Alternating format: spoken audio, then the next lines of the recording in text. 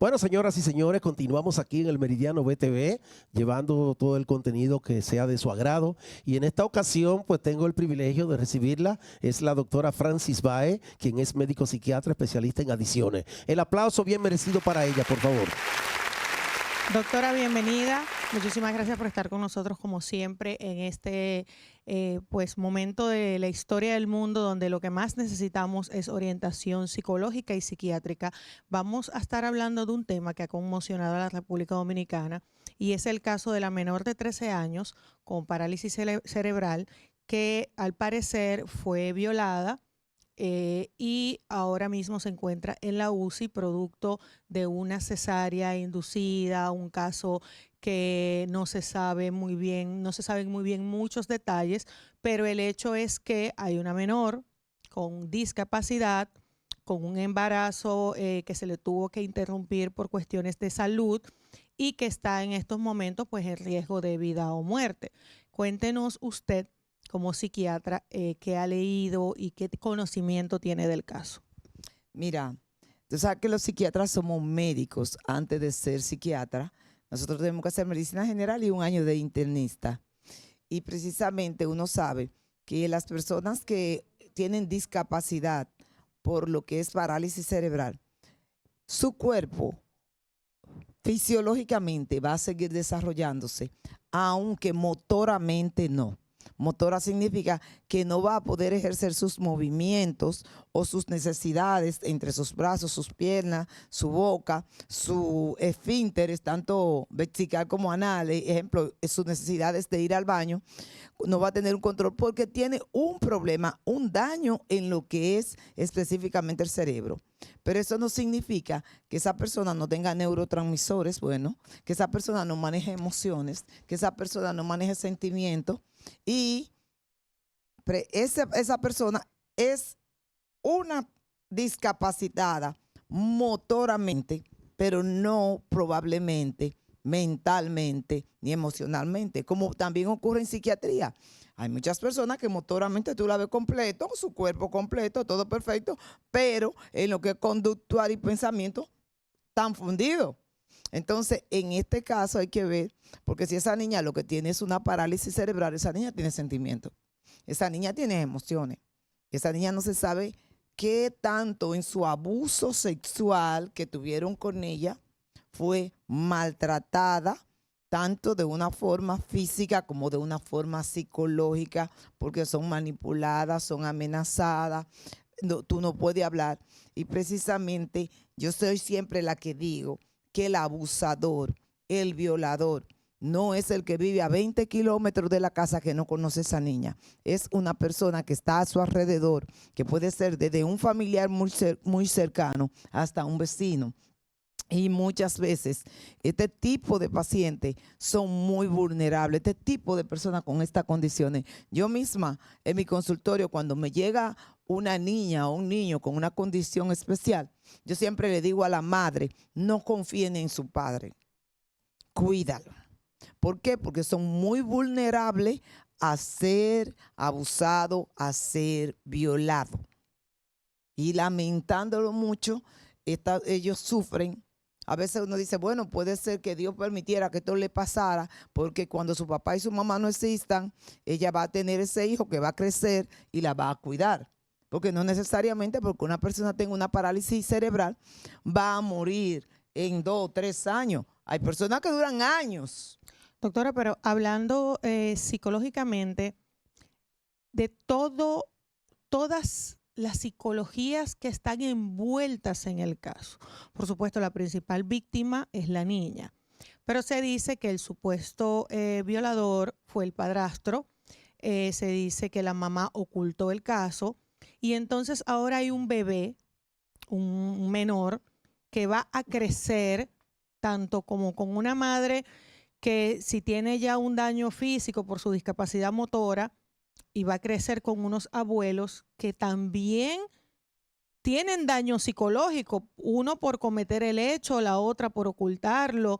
En este entorno psiquiátricamente, ¿cuál es su opinión? Mira, aquí se da una dinámica muy grande. ¿Por qué? Porque, número uno, el violador está en su casa. Ese señor viene siendo abuelo y padre, porque el padrastro aparentemente de quien fue la víctima. Y la madre, que es la abuela, en este caso, hay una dinámica fuerte porque ella va a tener que ver el hijo del hombre de su engaño, pero también el hijo del hombre que abusó de su hija.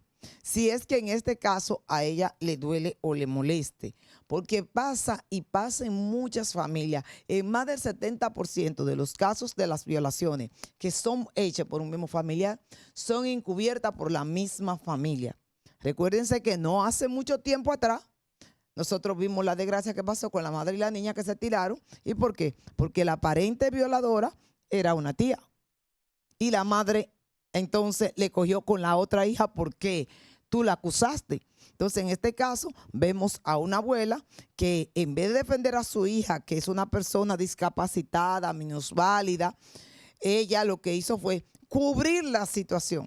Entonces, enfocándose ahora en cosas mínimas, como que si le hicieron una cesárea o no le hicieron una cesárea. Si ella no podía pujar porque tiene un problema cerebral y todos los movimientos de su cuerpo van dirigidos por su cerebro y no podía pujar y había que hacer una cesárea, porque si hace la cesárea que usted quería, que no pariera y que se muriera su hija, ya ahí había resuelto los dos problemas. Se muere el nieto, se muere la hija y usted sigue campante y sonante con ese violador, con ese abusador.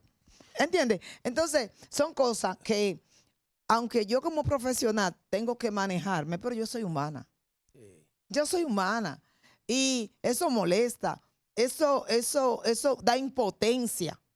Yo a veces que en ese momento quisiera convertirme en un tribunal de niños, niñas y adolescentes o de personas discapacitadas para yo enseñarles a ese señor lo que yo le he enseñado a otros violadores de pacientes míos. Hablando de tribunales, doctora, en el caso de la ley, que me imagino que usted ha estado pues expuesta a tener que ver y saber mucho de casos, de cómo se maneja legalmente luego de esta situación que usted como psiquiatra maneja, ¿qué se debería hacer? El padrastro preso, la madrastra presa por ocultar. La madre, el padrastro preso y la madre, porque es su madre. La menor en cuestión, la que sufre de la condición, ¿cuál sería su paradero? Y la otra menor, el bebé, en caso de quién, porque normalmente cuando los padres no pueden, se le da la custodia a los abuelos. O sea, ¿cómo se manejaría a nivel legal este arroz con pollo? Mira, mayormente como yo he tenido un poco de roce con este tipo de situaciones, lo que se hace es, ya ella está en manos de Conani, desde las 23.5 semanas. Entonces, ¿qué hace Conani? Conani tanto la absorbe a ella como absorbe al bebé. Pero Conani se convierte en una personalidad jurídica para hacer la protección de la niña y también poner la querella ante el Tribunal de Niños, Niñas y Adolescentes, tanto hacia la madre por asociación y encubrimiento con el padrastro y hacia el padrastro. Claro está, todo esto hay que demostrarse. ¿Quién es? Sabemos que no es el que vive a 200 kilómetros, que es una persona que ha estado muy cerca de ella. Y si la niña tiene parálisis cerebral, ella, no sé si, yo creo que no puede hablar, pero ella entiende, ella podría señalar, aunque sea. Pero es muy fácil con un examen de ADN al niño. También, inmediatamente con una prueba de ADN. Doctora, mi siguiente planteamiento va orientado a saber qué pudiera hacerse en términos de orientación a la familia para que no se den estos casos que son tan bochornosos. Mira, más que bochornosos, yo diría que son desgarrantes, porque son casi inhumanos. Porque yo abusar de un niño de 2 años es lo mismo que abusar de una persona discapacitada.